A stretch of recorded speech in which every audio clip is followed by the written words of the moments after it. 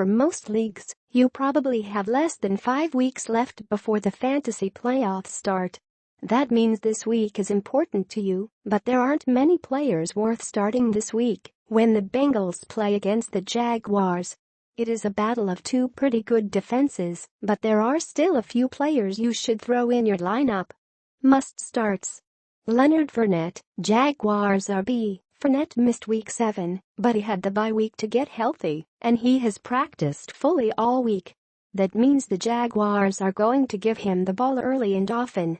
If there is one thing the Bengals defense has struggled with for the past few weeks, it is teams that are committed to giving their running back carry after carry. Favorable matchups. Joe Mixon, Bengals RB. If the Bengals are smart, they will attack the Jaguars' one weakness on defense, their run defense.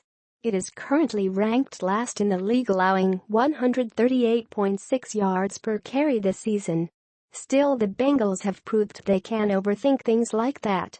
Mixon is also running behind an awful offensive line, which will always hurt his value. Jaguars defense. I would check how many points your league awards for sacks. The Jaguars had a 10-sack game last time they played, and they should have another outing close to that this week. All my prayers go to Andy Dalton this week. If we've learned anything this season, it's do not sit the Jaguars defense in fantasy. Related. NFL Week 9 Bengals at Jaguars. 5-player matchups to watch. NFL Week 9 Bengals vs Jaguars, behind enemy lines with Big Cat Country. Good but not great. Marcus Lewis, Jaguars TPB backing off, telling everyone to start Jack Doyle last week. You should start Marcus Lewis this week. The Bengals aren't very good at covering tight ends, and after last week it doesn't seem like the coaching staff knows how to teach that. It only hurts the Bengals that linebacker Kevin Minter is out with an elbow injury. Lewis hasn't done much outside of his 3-touchdown game against the Ravens, but he could be a sneaky deep play if you need a tight end. Unfavorable matchups. A.J. Green, Bengals WR. Jalen Ramsey is the real deal, and Dalton likely won't have much time to throw this week. The one positive for Green is that he should see a bulk of the targets, so there is always a chance he has a decent outing. Still, there is a lot going against him in this matchup. Allen Hurns, Jaguars WR. In Week 7 against the Colts, Hurns topped 100 yards with 5 catches. He could have a decent outing, but it really depends on if the Jaguars trail in this game.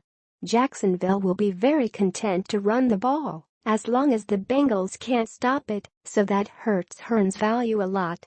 Just sit them. Andy Dalton, Bengals QB. Why? Why would you start Dalton in this game? I get cheering Dalton on and thinking he can have a good game.